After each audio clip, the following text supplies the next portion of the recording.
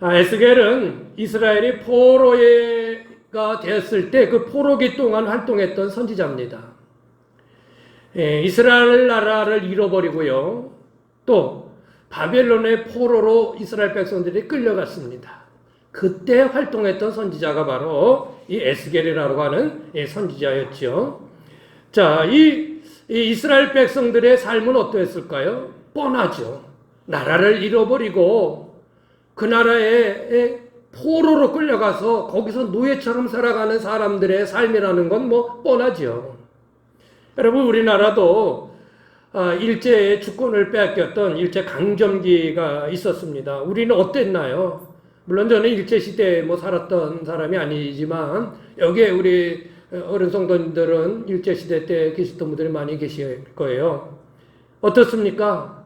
우리 말도 학교에서 자유롭게 배울 수가 없었지요. 우리 다 아는 것입니다. 말도 우리나라 말을 잘 사용할 수가 없었습니다. 강제로 창씨개명을 당했죠. 이름을 강제로 바꿔야 했습니다. 뿐만 아니라 토지를 조사한다고 그래가지고 우리가 가지고 있던 토지들을 다 수탈해가 버립니다. 그리고 원래의 주인들은 그 일본 사람들에게 빼앗겼던 거에 오히려 그걸 빌려서 농사를 짓는 그런 모양새가 돼버렸지요. 신사차별을 억지로 강요당했고요. 여러 가지 있습니다. 자, 이런 어려움들이 우리나라에도 있었는데 이스라엘은 더했어요. 이거는 강제로 포로로 노예로 그 나라로 끌려갔던 것이죠. 이때 이스라엘의 상황을 한마디로 말하면 그들이 그동안 누렸던 것들이 다 떠나가 버렸다. 잃어버렸다. 그 단어로 정리할 수 있을 것입니다. 가끔 이렇게 시골길을 달리다 보면 그 초등학교, 폐교된 초등학교를 지날 때가 있어요. 그러면 제가 가끔 그 폐교된 초등학교 이렇게 들어가 보면 그냥 운동장에는요, 그냥 잡초가 무성하고 저 한 귀퉁이에 미끄럼틀, 그 다음에 뺑뺑이 아시죠? 다 녹슬고 부서져가지고 한 곳에 방치되어 있고 학교는 그냥 다 폐허가 돼가지고 그냥 부서져 있고 아주 흉물처럼 그렇게 남아있는 것을 가끔 봅니다. 여러분, 그 학교가 그래도 7, 80년대는 서너 반이 정도가 유지됐던, 학년마다 서너 반씩이라도 유지됐던 그런 학교였지요. 그리고 가을날 운동회만 되면요, 그냥 그 운동장에 망고기가 걸리고 동네 거리에 사는 모든 동네 사람들의 할아버지, 할머니, 아버지, 엄마 다 와가지고 아주 동네에 큰 아주 잔치처럼 그렇게 여기고 운동회를 했죠. 여기도 그러셨죠. 그런데 지금은 뭐예요? 2021년도, 2020년대의 지금은 다 그런 거 없어졌어요. 예? 그리고 다 그냥 무너져 내버리는 그 학교가 폐허가 돼버렸다는 것이죠. 과거의 영광을 다 잃어버린 그 건물, 그 모습들. 이스라엘 백성들이 자랑스럽게 여겼던 예루살렘 성전은요, 무너져 버리고 폐허가 돼버렸습니다.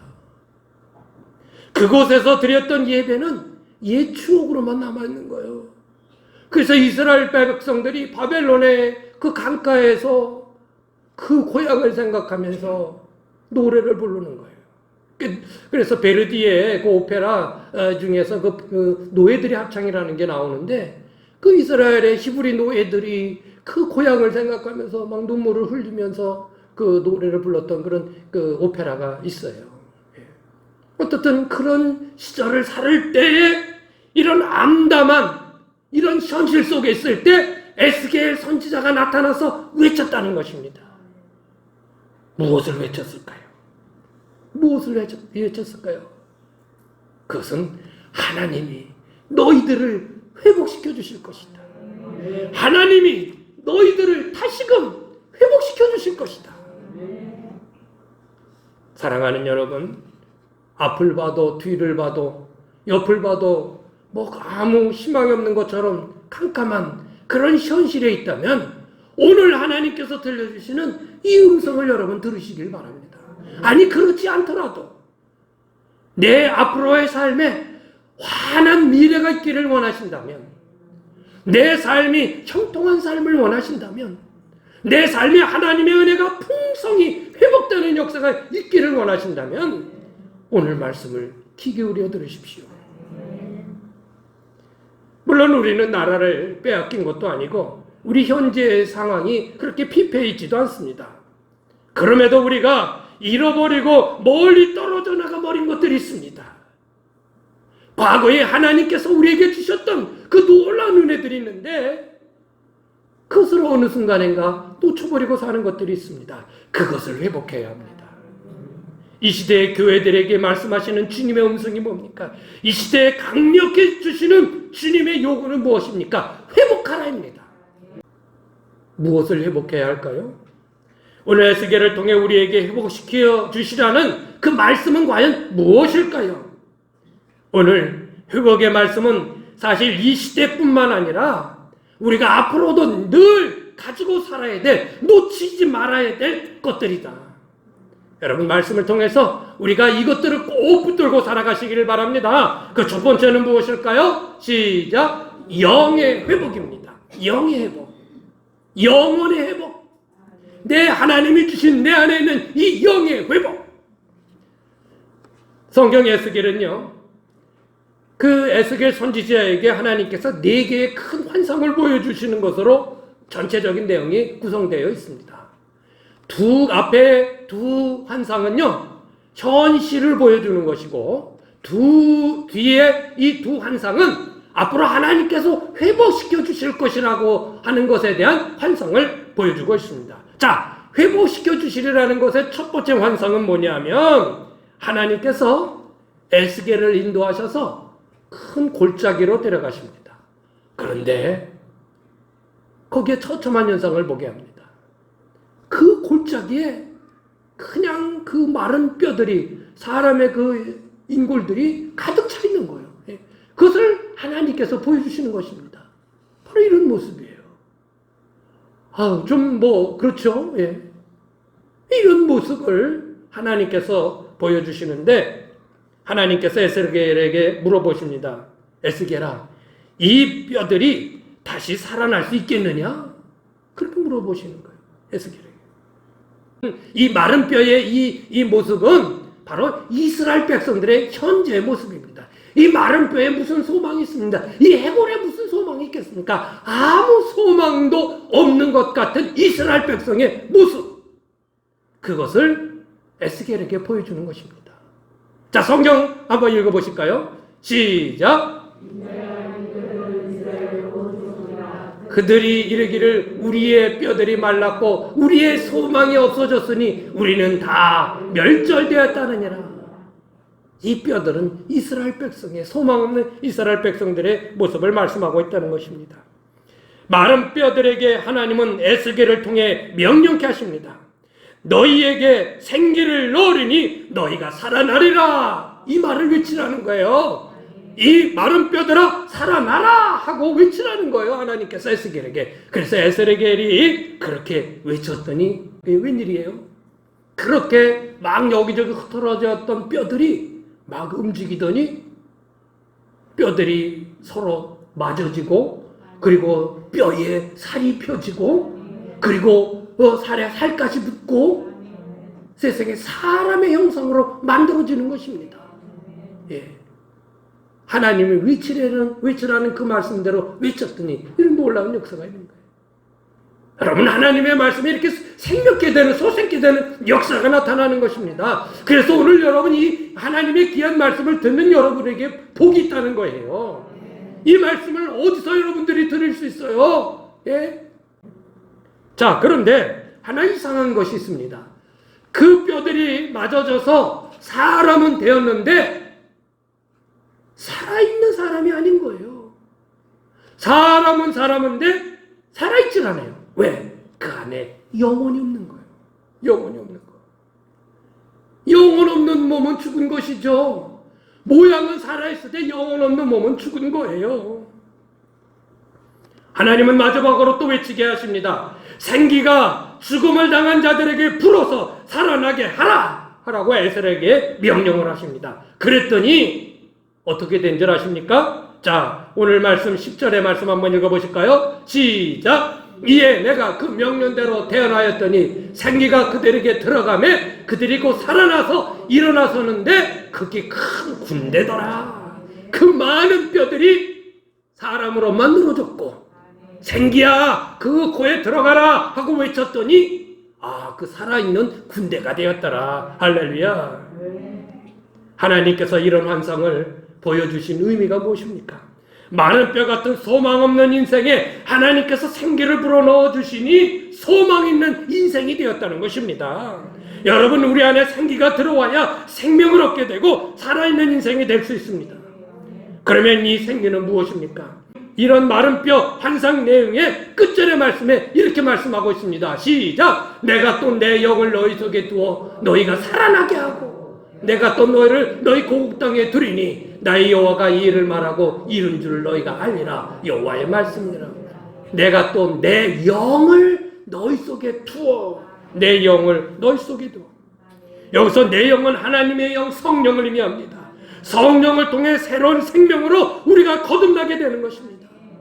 성령은 예수 믿는 이들에게 주신 하나님의 선물입니다. 우리가 예수를 믿는다면 성령은 내 안에 들어와 계시는 거예요. 그리고 그 성령을 통해서 살아있는 생명의 모습을 가지고 살아갈 수 있다고 하는 것입니다.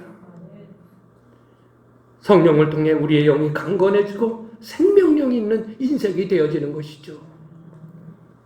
하나님은 영이십니다. 그래서 우리의 눈으로 볼 수 없어요. 그래서 그 하나님을 만날 수 있는 그 유일한 길은 내 영혼이 하나님을 만날 수 있는 거예요. 내 영이 하나님을 만날 수 있는 거예요. 근데 내 영이 죽어 있으면 어떻게 하나님을 만날 수 있느냐는 거예요. 여러분, 죽은 시체에게 아무리 말해 보십시오. 그가 대답을 합니까? 안 되는 거예요. 살아있어야 서로 대화가 되는 것이죠. 그런데 내 죽어 있는 영을 살리시고 그 영을 강건케 하시는 이가 바로 성령님이시다. 사랑하는 여러분, 그리스도인에게서 이 시대의 가장 큰 문제는 무엇인지 아십니까? 예수를 믿으면서도 신앙을 가지고 살면서도 육신대로만 살려고 하는 모습, 이것이 가장 큰 문제인 것입니다. 하나님이 주신 성령을 인도함을 받지 아니하고 육신으로만 살려고 하는 모습, 그것이 바로 이 시대 우리의 잘못된 모습이라는 것입니다.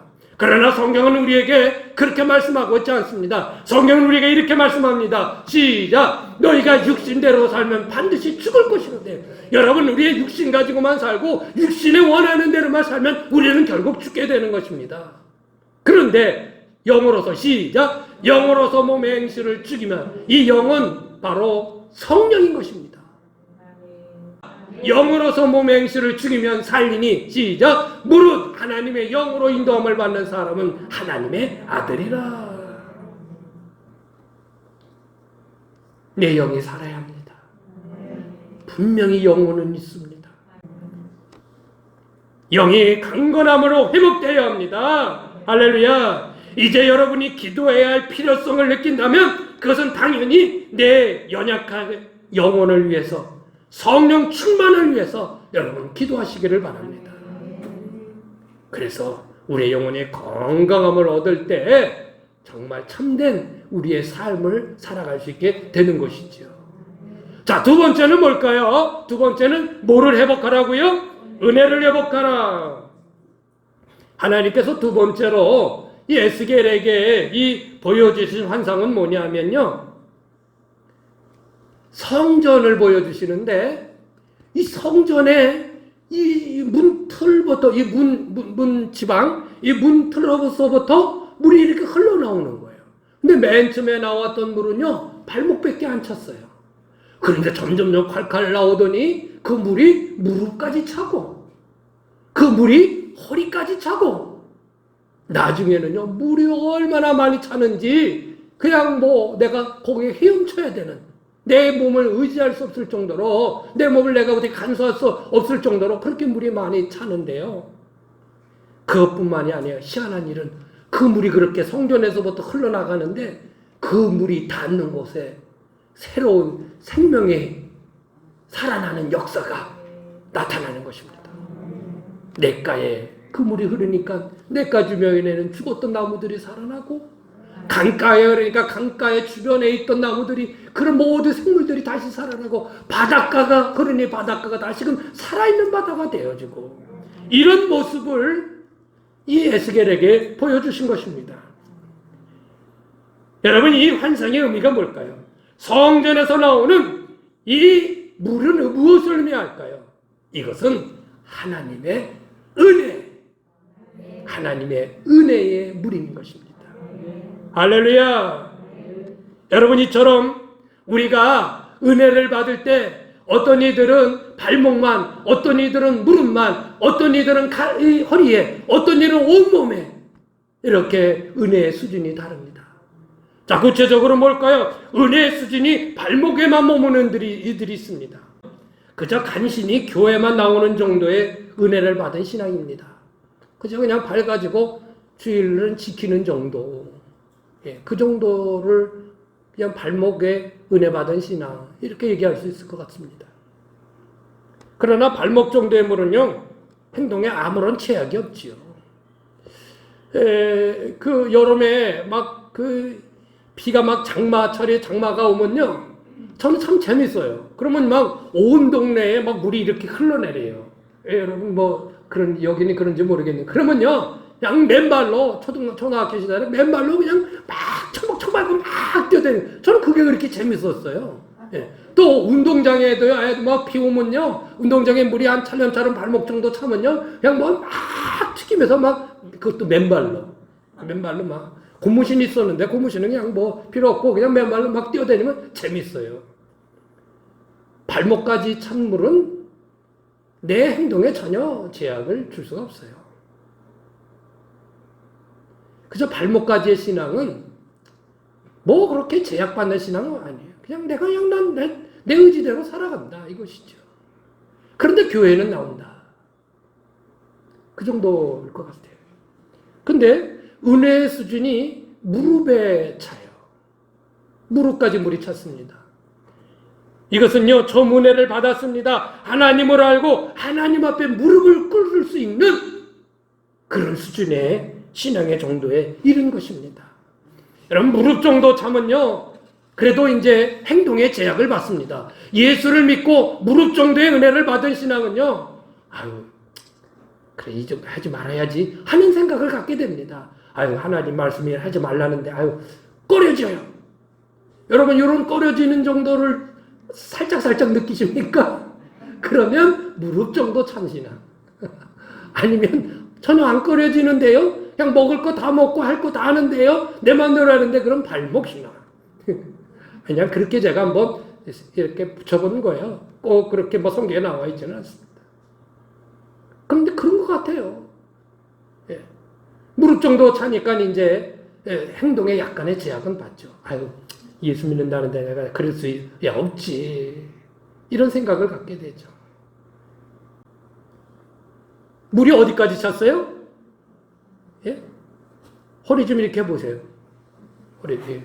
이게 뭔가를 제가 시키는 이유는 자꾸 이제 이렇게 고개가 떨어져가지고, 허리가 어딘지 잘 안 잡혀요? 그냥 이렇게 눌러보세요. 들어가는 데가 허리니까. 자, 여기 허리. 물이 허리까지 찼다고요. 여러분, 물이 허리까지 차보세요. 행동이 자유롭지 못해요. 이것은 무엇입니까? 이 허리는 사람의 중심을 이야기하는 것이고요, 그의 중심이 하나님께 맡겨진 삶을 의미하는 것입니다.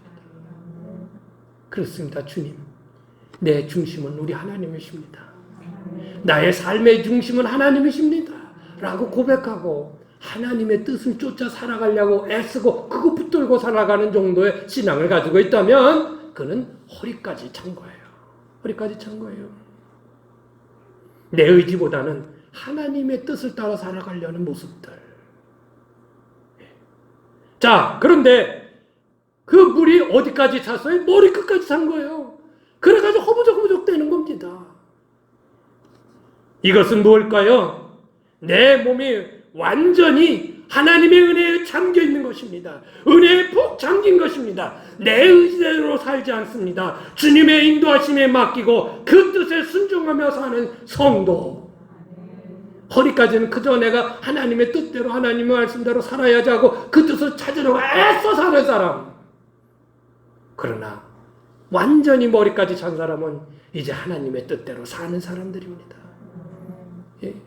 그저 그 물결에 내가 온몸이 물에 둥둥 떠 있어서 그 물결에 막히는 것처럼 하나님께 맡기고 사는 삶인 것입니다. 그는 하나님께서 필요하신 대로 그를 이끌어 주시고 이끌어 주신 것을 보여주신 대로 그대로 행하면서 나가는 것이죠. 에스겔에게 보여준 모습인 것입니다. 너희들의 은혜가 그저 발목이 아니라면 이제 무릎으로 좀 그 무릎을 좀 채워라. 은혜를 채워라. 그 무릎이라면 이제 허리까지 좀 채워라.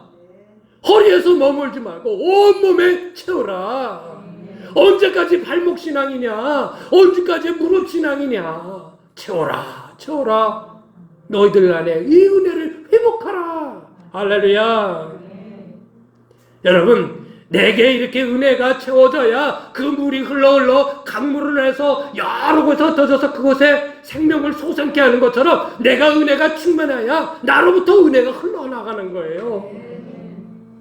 내가 충만해야 내 가족에 그 은혜가 흘러가서 내 남편을 감동시키고 내 자녀들을 감동시키고 내 이웃을 감동시키고 그들에게 주님의 모습을 보여줘야죠.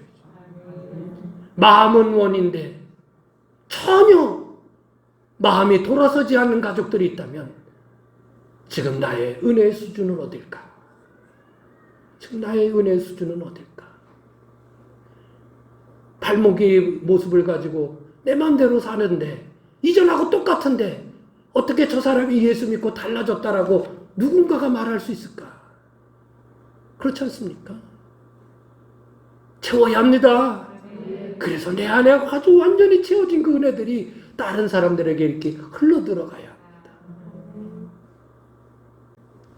내가 받은 은혜가 있어야 변화가 되고 그 변화가 돼야 다른 사람에게 뭔가 이야기해 줄 수 있는 게 있고 그래야 그들이 감동이 되고 그래야 나도 교회 한번 나가볼까? 이것이 되죠. 이것이 되죠.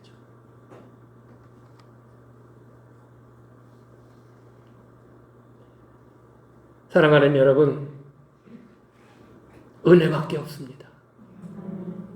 따라보세요. 은혜밖에 없다.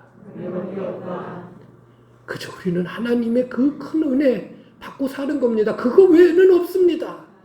하나님의 은혜로 우리가 지금 호흡하고 살아요. 하나님의 은혜가 끊어지면 들어 마시고 내쉬는 들숨 날숨이 끊어지면 끝이요. 끝인 거예요. 근데 은혜는 단순합니다. 하나님이 내게 주신 그 사랑이 얼마나 큰가를 아는 만큼이 은혜의 수준입니다. 하나님이 나를 얼마나 사랑하시는가. 그거를 많이 알면 그 사람은 은혜가 많이 채워진 사람입니다. 조금 알면 조금 채워진 사람입니다. 우리가 주님을 사랑한다. 우리가 주님의 뜻을 쫓아 산다. 그것은 우리가 주님으로부터 받은 사랑이 그 은혜가 얼마나 큰가를 내 안에 채우는 만큼 주님을 사랑하고 주님의 뜻을 쫓아 살아가게 되어 있습니다. 내가 깨달은 만큼, 아는 만큼 행하게 되어 있고 그만큼 살게 됩니다. 어떤 사람은 그 은혜가 얼마나 많은지 하늘을 두루마리 삼고 바다를 먹물 삼아서 하나님의 은혜를 기록해도 다 기록할 수 없다는 거예요. 다 기록할 수 없다는 거예요. 여러분 한번 하나님의 은혜가 얼마나 큰가 한번 여기서 한번 돌아가면서 한 가지씩 얘기해 볼래요? 몇 가지나 나올라나? 한 100가지 나올라나? 아, 뭐예요? 목사님 저는 한 1000가지는 나올 수 있어요. 1000가지 나올라나? 아, 저는 1000가지 조금 못할 것 같은데. 하나님은 1000가지, 10,000가지, 100,000가지, 10,000,000가지 그 이상의 하나님의 은혜가 우리 가운데 있는데 우리는 그저 그냥 뭐 늦꽃만 치니 좀 알고 있는 정도예요. 더 알아가십시오. 하나님이 우리를 얼마나 사랑하시는지 그 은혜들을 더 깨달아가십시오. 그게 은혜의 수준인 것입니다. 바울은요, 그 하나님의 은혜를 깨닫고 이렇게 고백합니다. 자, 읽어보실까요? 시작. 내가 나 된 것은 하나님의 은혜로 된 것이니 내게 주신 그 은혜가 헛되지 아니에요. 내가 모든 사람보다 더 많이 수고하였으나 내가 나 된 것은 하나님의 은혜로 된 것이다. 예? 계속요. 내가 한 것이 아니요 오직 나와 함께 하신 하나님의 은혜로라. 내가 무엇을 한들 그건 내가 한 거 아닙니다. 하나님의 은혜로 된 것입니다. 그래서요, 은혜 받은 사람들의 마지막 말은 뭔지 아십니까? 늘 그 입술에서 나오는 아유 제가 했나요? 하나님의 은혜로 한 것이죠. 그것밖에는 할 말이 없어요. 예. 여러분이 이 땅을 다 오랫동안 사시고 이제 이 땅을 떠날 때 마지막 그 한마디가 다 하나님의 은혜였습니다 라고 고백하고 주님 앞에 가실 수 있는 여러분 되시기를 바랍니다. 우리의 삶의 모든 삶의 모습들이 다 하나님의 은혜예요. 그거를 많이 깨달으면 많이 깨달을수록 내 은혜의 수준은 높아지게 되는 것이죠. 자, 마지막 세 번째는 뭘까요? 세 번째는요, 성전의 회복입니다. 크게 읽어보세요. 시작. 이스라엘의 모든 과거와 영광이 떠났다는 것은요, 바로 그들이 자랑스럽게 여겼던 예루살렘 성전에서 더 이상 예배하지 못하고 더 이상 그 성전이 아름답게 지속되지 못하고 다 파괴된 그 모습이 바로 이스라엘의 영광이 떠난 것의 상징이 되어버렸습니다. 결국 성전의 파괴는 하나님의 영광의 상실을 의미하는 것입니다. 성전이 회복되지 않고는 이스라엘이 누렸던 영광을 회복시킬 수 없습니다. 그래서요, 이스라엘 백성들이 바벨론에서 70여 년 동안 그 포로 생활을 하다가 이제 페르시아가 등장을 하면서 페르시아의 고레스 왕이 등장을 하면서 너 히브리 사람들, 이스라엘 사람들 니네 고국으로 돌아가라. 그래서 거기서 너희들이 하고 싶은 거 하라 하고 1차로 포로들을 그 고국으로 귀환시킵니다. 그 포로들이 이스라엘로 와가지고 예루살렘 와서 제일 먼저 한 게 뭔지 아십니까? 성전을 재건하는 일이었습니다. 무너졌던 성전을 다시 쌓는 거예요. 이 성전이 다시 세워져야 하나님의 영광이 다시 임할 수 있고 우리나라에 주셨던 하나님의 영광이 다시금 회복되어질 수 있다. 성전의 회복. 성전은 무엇입니까? 교회입니다. 오늘날 교회의 회복을 의미하는 것입니다. 여러분, 이 시대의 교회의 그 위상이 얼마나 떨어졌습니까? 얼마나 추락되어 있습니까? 예? 교회의 영향력이 얼마나 형편없어졌습니까? 아주 땅에 떨어질 대로 떨어져 있습니다. 누가 세상 사람들이 교회에 대해서 교회 대단해 이렇게 얘기하는 사람이 어디 있습니까 요새? 목사로서 정말 가슴 아픈 일입니다. 그래도 과거에는요, 교회하면요 정말 신성시했고 교회에 다니는 것에 대해서 정말 아주 귀하게 여겼고 뭔가 다르게 여겼습니다. 7, 80년대, 90년대 그때는 그랬어요. 근데 지금은요 교회만 교회다 이렇게 돼버렸습니다. 우리 모두 반성해야 될 것입니다. 반성해야 돼요. 이 땅에 교회들이 회복되어져야 합니다. 교회들이 회복되어져야 합니다. 가끔 시골길을 차로 이렇게 가다 보면 이 주변에도 그렇습니다만은 교회들의 모습이 이렇게 옆에 보입니다. 어떤 교회는 참 뻔듯하게 교회를 잘 저는 교회들이 있어요. 근데요, 어느 교회는요, 가보면, 저 교회에 과연 성도가 있을까? 하는 정도의 그렇게 정말 형편없이 보이는 교회들이 모습이 있고요. 어떤 교회는, 저 과연 동네에서 저 교회가 어떤 영향력을 끼칠 수 있을까? 그냥 이름만 가지고 있지 않나? 그냥 무슨 교회라고 이름만, 그 간판만 붙여놓은 교회로만 남아있지 않을까? 무슨 영향력이 있을까? 교회가. 지나다 보면 동네에 교회 하나씩은 다 있어요. 지나다 보면 없는 데는 거의 없어요. 다 있어요. 근데 어떤 교회는 정말 활기차 보이는 외관상으로 뭔가 하는 것 같은 교회가 있는가 하면 어떤 교회는 저 교회가 성도가 있을까 없을까 궁금한 교회도 있고 저 교회가 어떤 활동을 하고 있을까? 그런 생각을. 그렇다면 우리 성악교회는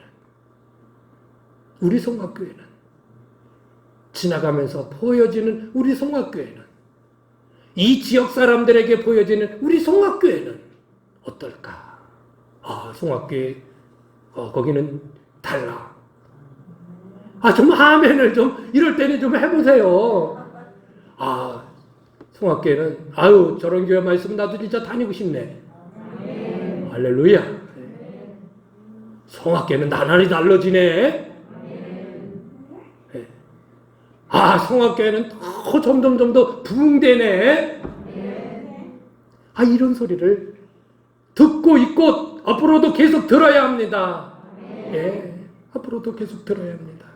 5년 후, 10년 후는 저 교회가 예전에 성도들이 있었나 없었나 그렇게 궁금할 정도의 모습이 되어버린다면 안 되죠. 여러분의 사명이에요. 우리의 사명이에요. 계속 다음 세대를 만들어나고 여기 채워나가야 돼요. 아셨어요? 어떻든 여러분, 우리는 이 모습으로 정체되어 있어서는 안 됩니다. 이 모습으로 끝나서는 안 됩니다. 우리 성악교회가 이 모습으로 끝나서는 안 됩니다. 더 치고 나가야 합니다. 살아있는 모습을 보여줘야 됩니다. 그러기 위해서 해야 될 것이 있습니다. 예배가 살아있어야 합니다.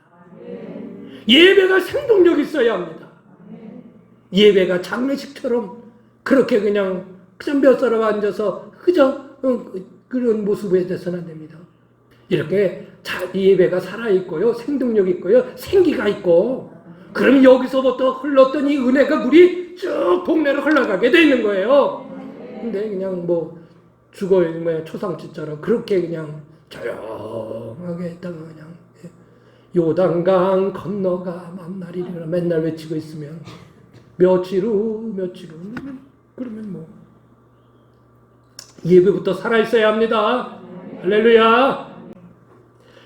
말씀을 마칩니다. 에스겔을 통해 회복을 말씀하신 하나님은 이 에스겔 마지막 장에 마지막 구절에 이런 말씀을 하고 있어요. 한번 읽어보실래요? 자, 읽어보세요. 시작. 그날 후로는, 이제 이렇게 회복된 이후로는 그 성읍, 그 예루살렘 성읍, 그 이스라엘 백성들의 성읍, 하나님의 백성이 사는 그곳이 여호와 산마라 하리라. 여호와 산마라는 것은 뭐냐면요, 하나님이 거기 계시다라는 뜻이에요. 하나님의 영광이 거기 드디어 계시게 되었다. 떠났던 하나님의 영광이 다시 그곳에 임하게 되었다. 회복되어야 합니다. 회복되어야 됩니다. 무엇이 회복되어야 돼요? 우리의 영이 회복되어야 합니다. 은혜가 회복되어야 합니다. 교회가, 성전이 회복되어야 합니다. 그러면 우리 가운데 하나님의 영광이 충만하고 이 놀라운 은혜와 이 영광들을 우리 모두 다 누리게 될 것입니다. 이런 귀한 은혜와 이 영광이 우리 사이에, 우리 가운데, 이 교회에 가득 차시기를 간절히 소망합니다.